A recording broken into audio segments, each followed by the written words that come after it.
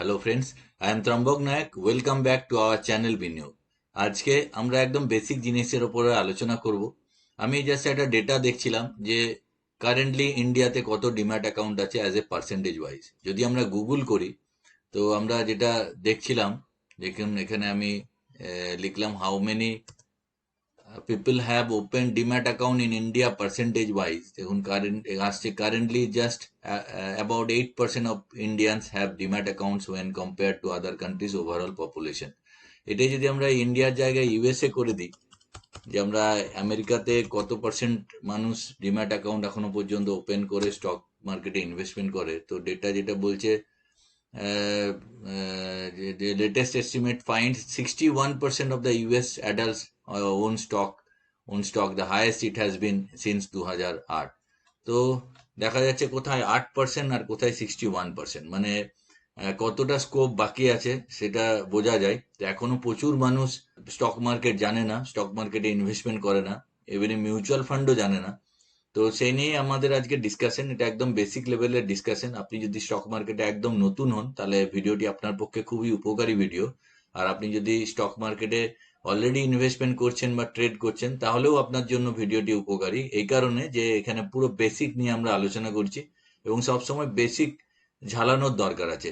Basic যদি না clear থাকে আমরা সাকসেস পাবো না। তো আমি একটা প্রেজেন্টেশনের মাধ্যমে ভিডিওটি দেখাচ্ছি, আপনারা জাস্ট দেখতে থাকুন। তো যেটা আমি বলছিলাম, how to invest in stock market in India, যে আমাদের আজকের টপিক। তো ফার্স্ট আমরা জেনারেলি কি হয়, হোয়াট ইজ স্টক মার্কেট। দেখুন, স্টক মার্কেটে দুটো মেনলি এক্সচেঞ্জ আছে আমাদের ইন্ডিয়াতে, মানে বিএসসি, মানে যেটা বিএসসি সেন্সেক্স বলে, আর এনএসসি ন্যাশনাল স্টক এক্সচেঞ্জ। এই দুটো এক্সচেঞ্জের মধ্যেই জেনারেলি বেশিরভাগ স্টক লিস্টেড আছে। তো যারা আরবিট্রেজ করে তারা এনএসসি তে প্রাইস বাই করে এবং বিএসসি তে সেল করে, বা বিএসসি তে বাই করে এনএসসি তে সেল করে। তো আরবিট্রেজ করেও অনেকে পয়সা রোজগার করে। আরবিট্রেজের পরের ব্যাপার। নেক্সট স্লাইড আমরা আসবো, হোয়াই ইনভেস্ট ইন স্টক। দেখুন, স্টক মার্কেটে আপনি ইনভেস্টমেন্ট কেন করবেন? মেনলি হচ্ছে ওয়েলথ ক্রিয়েশন। ওয়েলথ ক্রিয়েশন কি? ওয়েলথ আর রিচনেস পাশাপাশি দুটো সিমিলার শব্দ, মানে ইনকাম জেনারেশন আর ওয়েলথ কিন্তু আলাদা। ইনকাম কাকে বলে? ধরুন আপনি একটা দুর্দান্ত চাকরি করছেন বা দুর্দান্ত ব্যবসা করছেন, যার মাসে আপনার হয়তো 3 লাখ টাকা রোজগার আসছে বা 4 লাখ রোজগার আসছে, তাহলে আপনি অলরেডি রিচ। কিন্তু এটা কোনো গ্যারেন্টি নেই যে আপনার ওই ইনকামটা কন্টিনিউয়াসলি থাকবে। যদি কোনো অ্যাবসার্ড কন্ডিশন চলে আসে তাহলে ওই ইনকামটা ড্রপও হতে পারে, বাড়তেও পারে।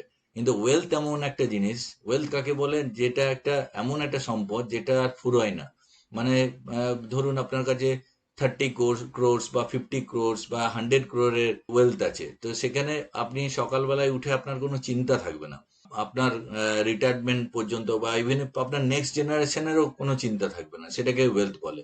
তো ওয়েলথ তৈরি করার পরে যে আমরা একদম অকর্মণ্য হয়ে যাব তাও ঠিক নয়, কেন মানুষের কাজই হচ্ছে তার পরিচয়। অবভিয়াসলি আমাদের অ্যাক্টিভলি কাজ করতে হবে, অ্যাক্টিভলি কাজ না করলে আমাদের শরীর স্বাস্থ্য মন কিছুই ঠিক থাকবে না। কিন্তু ওয়েলথ আমরা যদি তৈরি করে নিতে পারি তাহলে আমরা ফাইন্যান্সিয়াল ফ্রিডম পেয়ে যাবো এবং পিসফুলি লাইফ লিড করতে পারবো। আপনার চিন্তা ভাবনা অনেকভাবে খুলে যাবে। সেটাই হচ্ছে ওয়েলথ ক্রিয়েশন। নেক্সট পয়েন্ট আছে বিটিং ইনফ্লেশন। যে ইনফ্লেশন একটা ডেভিল। ইনফ্লেশন কি? যে ধরুন আপনি 100 টাকা আজকের ডেটে যদি বাজারে যাচ্ছেন, তো 100 টাকা নিয়ে গেলে পরের বছর ঠিক একই জিনিস 107 টাকা বা 106 টাকা হয়ে যাচ্ছে, মানে 6% হারে টাকার ভ্যালু কমে যাচ্ছে আর দ্রব্য মূল্যের ভ্যালু বাড়ছে। এবার আপনি যদি 100 টাকা ফিক্সড ডিপোজিটে ইনভেস্টমেন্ট করেন তাহলে আপনি ম্যাক্সিমাম 108 টাকায় রিটার্ন পাবেন। আর যদি ট্যাক্স 30% ট্যাক্সে পড়েন তাহলে 8 টাকার উপরে 30% মানে 2 টাকা 40, তাহলে 8 টাকা মাইনাস 2 টাকা 40 মানে 5 টাকা 6 টাকার কাছাকাছি। তার মানে বিলো ইনফ্লেশন বা অ্যাট পার ইনফ্লেশন আপনি রিটার্ন কামাচ্ছেন, যেগুলো আমরা প্রথাগত ইনভেস্টমেন্ট করছি, মানে ব্যাংক, পোস্ট অফিস, এগুলো গ্যারেন্টিড ইনভেস্টমেন্ট। কিন্তু স্টক মার্কেটের থ্রু যদি আপনি ইনভেস্টমেন্ট করেন, এমন এমন স্টক মার্কেটে আপনার এমন এমন স্টক আছে যেখানে আপনার 20%, 30%, 40% পর্যন্ত রিটার্ন আপনি কামাতে পারেন আপনার রিসার্চ অনুযায়ী। তো সেখানে আপনি ইনফ্লেশনকে ফার ফার বেটার ওয়েতে আপনি বিট করতে পারবেন। আর 3 নম্বর পয়েন্ট হচ্ছে passive income. Passive income actually কি? প্যাসিভ ইনকাম মানে হচ্ছে ডিভিডেন্ড ইনকাম। এখানে পিকচারে দেখতে পাচ্ছেন যে আপনি রেস্ট করছেন অথচ আপনার ইনকাম আসতে থাকছে। এটা একমাত্র স্টক মার্কেটেই সম্ভব, রিয়েল এস্টেটেও সম্ভব। আমি জাস্ট একটা উদাহরণ দিয়ে আপনাদের দেখাবো। ধরুন আপনাকে আমি জাস্ট আইটিসি চার্টে নিয়ে যাচ্ছি। ধরুন আইটিসি যদি এই লেটেস্ট যদি আপনি দেখেন, আইটিসিতে আমি একদম লেটেস্ট এই কালকেই হয়তো 8 তারিখে ডিভিডেন্ড ঢোকার কথা আছে, 6 টাকা 50 ডিভিডেন্ড দিচ্ছে। এটা মানে কি, যদি আপনার একটা শেয়ার থাকে তাহলে 6 টাকা 50 আপনাকে লভ্যাংশ দিচ্ছে। তো এটা কবে হয়েছিল? জাস্ট 12ই ফেব্রুয়ারি 2025 এর কাট অফ ডেট। মানে এর আগের শেয়ার থাকলে আপনি 6 টাকা 25 পার শেয়ারে ডিভিডেন্ড পাবেন। আবার আগে দেখুন 4 জুন 2024-এ 7 টাকা 50 ডিভিডেন্ড দিয়েছে। এখানে আবার ডিভিডেন্ড দিয়েছে 6 টাকা 25 দিয়েছে 2024-এ। আবার এখানে 2023-এর 30 মে 9 টাকা 50। তো আমি একটা এক্সেল শিটে জাস্ট এটা লিখে রেখেছি। মের 2023-এ 9 টাকা 50, ফেব্রুয়ারি 2024-এ 6 টাকা 25, এইভাবে ডিভিডেন্ড দিয়েছে। এবার ধরুন আপনার কাছে 100 শেয়ার আছে আইটিসির, 100 শেয়ার। তো 2023-এ প্রাইস কত ছিল? 350 টাকা। তাহলে আপনার 35,000 টাকা মাত্র ইনভেস্টমেন্ট আছে। তো 35,000 টাকা যদি আপনার ইনভেস্টমেন্ট থাকেন, তাহলে আপনি 2023-এ 950 টাকা, 2024-এর ফেব্রুয়ারিতে 625 টাকা, এগুলো ব্যাংক অ্যাকাউন্টে আপনি রিসিভ করেছেন। মানে 2023-24-এ আপনি টোটাল 1575 টাকা রিসিভ করেছেন, আর 2024-25-এ 1400 টাকা রিসিভ করেছেন। তো এগুলো খুবই কম অ্যামাউন্ট। এবার এটাই যদি আপনি একটু বড় টার্মে ভাবেন, যেমন আমরা কি করি না, আমরা ফ্ল্যাট কিনি। যে রিয়েল এস্টেট, আমি ফ্ল্যাট হয়তো আমি একটা বাড়িতে থাকছি, তা সত্ত্বেও আমি একটা ফ্ল্যাট কিনছি, সেখানে ফ্ল্যাটটাকে আমি ভাড়া দিয়ে রেন্ট ইনকাম কামাই। তো ফ্ল্যাট কিনতে গেলে তো আপনাকে 35 লাখ 40 লাখ টাকা দিয়ে অ্যাটলিস্ট খরচ করতে হয়, মানে মোটামুটি ধরনের ফ্ল্যাট। একটু ভালো ফ্ল্যাট কিনতে গেলে তো 50-60 লাখ টাকা তো কোনো ব্যাপারই না। তো এবার আপনি যদি বড় অ্যামাউন্ট ভাবেন, যে 100 পিসের জায়গায় আপনি যদি 10,000 পিস কেনেন আইটিসি, তাহলে আপনার 35 লাখ টাকা। দেখুন এখানেও 35 লাখ টাকার ফ্ল্যাট হয়। এবার যখনই 10,000 পিস হয়, তখন আপনার 2023-24-এ দেখুন আপনার ইনকাম চলে গেল 1,57,500। এটাকে 12 দিয়ে ভাগ করলে 13,125। আবার 2024-25-এ এখনো পর্যন্ত 1,40,000, 12 দিয়ে ভাগ করলে 11,600, মানে 12,000 টাকা। তাহলে একটা 35 লাখ টাকার ফ্ল্যাট আপনি যদি ভাড়াও দেন, দেখবেন ওইরকম 13-14 হাজার 15,000 টাকায় আপনি রেন্ট পাবেন। আর সেখানে আপনি বলতে পারেন যে আমার রিয়েল এস্টেটের ভ্যালু বাড়বে, কিন্তু সবসময় রিয়েল এস্টেটের ভ্যালু বাড়ে না, তেমনি স্টক ভ্যালু সবসময় বাড়ে না। তো এটা বিতর্কের বিষয় যে রিয়েল এস্টেট বেশি বাড়ছে আপনার এলাকায় না স্টক বাড়ছে। কিন্তু বেশিরভাগ ক্ষেত্রে যদি ভালো স্টকে ইনভেস্টমেন্ট থাকে, ডেফিনেটলি স্টক বেশি বাড়ে রিয়েল এস্টেটের থেকে, আমার অভিজ্ঞতা তাই বলে। ধরুন 350 টাকায় আপনি 2030-এ কিনেছেন, আপনার 2028-এ প্রাইস 600 টাকা হয়ে গেল, তাহলে 35 লাখ টাকার স্টক ভ্যালু আপনার হয়ে গেল আপনার 60 লাখ টাকা। তো ফ্ল্যাট ভ্যালু যদি আপনি বলেন যে আমার 5,000 টাকা স্কোয়ার ফিট বেড়ে 8,000 টাকা হয়েছে, তো ফ্ল্যাট ভ্যালু আপনার বাড়বে। কিন্তু এখানে কি আছে না, এখানে আপনার লিকুইডিটি আছে। কালকের ডেটে ফ্ল্যাটটা যদি আপনি বিক্রি করতে চান, তাহলে কোনো একটা পার্টিকুলার, আপনি রান্নাঘরটা শুধু বিক্রি করতে পারবেন না, বা ড্রয়িং রুমটা বিক্রি করতে পারবেন না। কিন্তু আইটিসি বা এই ধরনের যদি আপনার শেয়ার থাকে, আপনি 10,000 পিসের জায়গায়, ধরুন আপনার মেয়ের বিয়ের জন্য খরচ করতে চান, আপনি 500 পিস বিক্রি করে মেয়ের বিয়ের অনুষ্ঠান করাতে পারেন, বা আপনার ছেলের জন্মদিনের পার্টি করাতে পারেন। তো এখানে আপনি পার্ট পার্ট করে বিক্রি করতে পারেন। তো এটা একটা বিরাট অ্যাডভান্টেজ। এবার আমরা আবার প্রেজেন্টেশনে চলে যাব। এবার হচ্ছে ওনার্স প্যাসিভ ইনকাম আমরা ক্লিয়ার করলাম, তারপর আসছে ownership of companies. Ownership of companies বলতে যে আপনি কোম্পানির ওনারশিপ কিনছেন। দেখুন আমরা খুব সাধারণ ছোট ইনভেস্টার। আমাদের কাছে কেউ হয়তো, আপনি একটু বড় ইনভেস্টার, আপনার কাছে হয়তো 5 কোটি টাকা আছে। আমার কাছে, আমি একটু ছোট ইনভেস্টার, আমার কাছে হয়তো 50 লাখ 1 কোটি টাকা আছে। আরো ছোট ইনভেস্টার আছে। তো আমরা কখনো বড় কোনো ব্যবসা করতে গেলে, কোনো ভালো পার্টনার পেতে গেলে, আমাদের ভাগ্যের ব্যাপার ভালো পার্টনার পাওয়া। মুকেশ আম্বানি, গৌতম আদানি, এইরকম লোকের সঙ্গে পার্টনারশিপ আমরা স্বপ্নেও ভাবতে পারি না। কিন্তু আপনি যদি আদানি এন্টারপ্রাইজ বা আদানি পোর্ট বা রিলায়েন্স ইন্ডাস্ট্রি বা জিও ফাইন্যান্সিয়ালের স্টক কেনেন, তাহলে আপনি কিন্তু ওয়ান টাইপ অফ তাদের পার্টনার। মানে আদানি এন্টারপ্রাইজ বাড়লে আপনিও বাড়বেন, আদানি এন্টারপ্রাইজ পড়লে আপনিও কমবেন। আর আমি সেখানে কি হচ্ছে, আমার ওই সামান্য টাকা 1 লাখ 2 লাখ 10 লাখ টাকা দিয়েই কিন্তু আমি সেই কোম্পানির ওনারশিপ কিনছি। সেখানে ডিভিডেন্ড দিলে আমিও ডিভিডেন্ড পাচ্ছি, সেখানে বোনাস দিলে আমিও বোনাস পাচ্ছি। তার গ্রোথ এলে আমারও গ্রোথ হচ্ছে, তার যদি ডিগ্রোথ হয় আমারও ডিগ্রোথ হচ্ছে। তো প্লাসটাও আপনার, মাইনাসটাও আপনার। তো এইভাবে কোম্পানির আপনি ওনারশিপ কিনতে পারেন। এবার নেক্সট স্লাইডে যাব। যেমন কি পার্টিসিপেন্টস ইন দ্য মার্কেট। মার্কেটে রিটেল ইনভেস্টররা থাকে, ইনস্টিটিউশনাল ইনভেস্টর থাকে। রিটেল ইনভেস্টর কারা? পিকচারে দেখতে পাচ্ছেন যে আপনার আমার মতো সাধারণ মানুষ রিটেল ইনভেস্টর। ইনস্টিটিউশনাল ইনভেস্টর হচ্ছে মেনলি এফআইআই আর ডিআইআই। এফআইআই এর ফুল ফর্ম হচ্ছে ফরেন ইনস্টিটিউশনাল ইনভেস্টর, আর ডিআইআই মানে হচ্ছে ডোমেস্টিক ইনস্টিটিউশনাল ইনভেস্টর। ডিআইআই বলতে মিউচুয়াল ফান্ডস, ইন্স্যুরেন্স কোম্পানি, এরা হচ্ছে ডিআইআই। আর সেবি অবভিয়াসলি রেগুলেটর পার্টিসিপেট করে। এইবার আসছে স্টেপ অফ স্টার্ট ইনভেস্টিং। আপনি ইনভেস্টমেন্ট কি করে শুরু করবেন? প্রথমে একটি ডিম্যাট অ্যাকাউন্ট আপনার দরকার। ডিম্যাট অ্যাকাউন্ট আপনি যে কোনো কোম্পানির ডিম্যাট অ্যাকাউন্ট খুলতে পারেন, কিন্তু সবসময় চেষ্টা করবেন একটা রেপুটেড কোম্পানির ডিম্যাট অ্যাকাউন্ট খোলার। যেমন আমি প্রেফার করি এইচডিএফসি সিকিউরিটিজ, প্লাস আমার এনজে ইন্ডিয়া ইনভেস্টের সঙ্গে আমার দীর্ঘদিনের সম্পর্ক, প্রায় 16-17 বছর ধরে আমার ডিম্যাট অ্যাকাউন্ট আছে। এইরকম ধরনের জিরোদা, এই ধরনের নাম করা কোম্পানির ডিম্যাট অ্যাকাউন্ট খুলবেন, তাতে আপনার অসুবিধা কম হবে। আর তারপর হচ্ছে লিঙ্কিং ব্যাংক। ডিম্যাট অ্যাকাউন্টের সঙ্গে আপনি লিঙ্ক করতে পারেন ব্যাংক। অনেক ডিম্যাট অ্যাকাউন্টে ফেসিলিটি দেয়, ইভেন 4-4টে ব্যাংক পর্যন্ত আপনি লিঙ্ক করতে পারেন। মানে নাম্বার 1, নাম্বার 2, 3, 4 করে। আপনার ধরুন এইচডিএফসি তে অ্যাকাউন্ট আছে, ইন্দাসিন্দের অ্যাকাউন্ট আছে, ইউনিয়ন ব্যাংকে অ্যাকাউন্ট আছে, এসবিআই অ্যাকাউন্ট আছে, আপনি 4টে ব্যাংকও লিঙ্ক করতে পারেন। তারপর আছে সিলেক্টিং স্টক, যে একটা মার্কেট ওয়াচ প্রথমে আপনাকে বানাতে হবে। সেই মার্কেট ওয়াচ বানিয়ে সেখানে আপনার বাই সেলের অর্ডার দিতে হবে এবং প্লেসিং ট্রেডস, এইভাবে আপনাকে ট্রেড প্লেস করতে হবে, বাই করতে হবে প্রথমে। তো এটা হলো সিম্পল স্টেপ। নেক্সট পার্টে আমরা আসবো যে ইনভেস্টমেন্ট স্ট্র্যাটেজিস। দেখুন, investment strategy different different investment strategy হয়।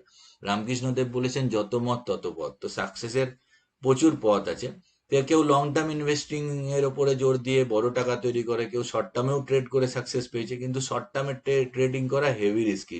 এখানে পিকচারে বোঝা যাচ্ছে আপনার বিভৎসভাবে যদি এক্সপার্টাইজ এবং রিসার্চ থাকে, তাহলেই আপনি শর্ট টার্ম ট্রেডিং এ লাভ করতে পারবেন। নাহলে কিন্তু বেশিরভাগ ডেটা বলে 98% যারা ট্রেড করে এফএনও অ্যান্ড ফিউচার অ্যান্ড অপশনে যদি ট্রেড করে, তাহলে ম্যাক্সিমাম 98% লুজার্স। কিন্তু ইনভেস্টিং এ অনেক সেফ থাকে। তো আমি অলওয়েজ ইনভেস্টিং এ প্রেফার করি, এবং ইনভেস্টিং বলতে আমরা লং টার্ম ট্রেড করি, লং টার্ম ট্রেড বা সুইং ট্রেড। তো লং টার্ম ইনভেস্টিং এ দেখতেই পাচ্ছেন পিকচারে দেখাচ্ছে যে ধীরে ধীরে ধীরে ধীরে যেমন একটা গাছ বড় হয়, তেমনি building successful long term investment, আস্তে আস্তে আস্তে আস্তে আপনি বাড়তে থাকছেন। এবং আপনার কাছে যখন নভিস আপনি, তখন হঠাৎ করে বড় টাকা লাগিয়ে দেবেন না, কেন আপনি কিছুই জানেন না স্টক মার্কেটে। ধীরে ধীরে স্টক মার্কেটে পড়াশুনো করতে থাকুন। বিভিন্ন ভালো ইউটিউবারের বিভিন্ন ভিডিও আছে, তাদের ভিডিও দেখুন, এবং সেখানে আপনার জাজ করার ক্ষমতাটাও দরকার, যে কে ঠিক বলছে কে ভুল বলছে। কেন, এটা টোটালটাই হচ্ছে আপনার পারসেপশনের ব্যাপার, এবং পারসেপশন আপনার একদিনে তৈরি হয় না, এটা আসে উইজডম থেকে। তো আর যদি আপনি একান্ত এসব না পারেন, তাহলে মিউচুয়াল ফান্ড তো সেরা রাস্তা। মিউচুয়াল ফান্ড নিয়ে আমার প্রচুর ভিডিও আছে। মিউচুয়াল ফান্ডের থ্রু আপনি ইনভেস্টমেন্ট করতে পারেন, যেখানে আপনার ফান্ড ম্যানেজার আপনাকে টোটালটাই ম্যানেজ করবে। আর আছে ইটিএফ। ইটিএফ এর ফুল ফর্ম হচ্ছে এক্সচেঞ্জ ট্রেডেড ফান্ড। এখানে প্যাসিভ ইনভেস্টিং হয়। মানে ধরুন আপনি কোনো ইন্ডেক্স কিনে নিচ্ছেন, যে স্মল ক্যাপ ইন্ডেক্স কিনছেন, বা মিড ক্যাপ ইন্ডেক্স কিনছেন, বা বিএসসি সেন্সেক্স বা নিফটি 50 কিনছেন। তো আপনার কোনো চিন্তাই নেই, কারণ নিফটি 50-তে যদি আজকের যে 50 স্টকস আছে, 15 বছর আগে সেই 50টা স্টকের মধ্যে হয়তো দেখা যাবে 30টা স্টক ছিলই না, আরো 30টা স্টক নতুন এসছে, এবং 20টা স্টক অলরেডি লস মেকিং কোম্পানিকে বাদ করে দিয়েছে। তো সেক্ষেত্রে আপনি যদি অ্যাক্টিভ ম্যানেজমেন্ট না জানেন, তাহলে আপনি কিন্তু সেই লস মেকিং কোম্পানিকে ধরে রাখলে আপনার সেই পয়সাটা জলে চলে যাবে। কিন্তু আপনি যদি নিফটি 50 ইন্ডেক্স ফান্ড কেনেন, তাহলে অটোমেটিক্যালি আপনি বেস্ট কোম্পানিতে ইনভেস্টেড থাকবেন, আপনার কোনো চিন্তা থাকবে না।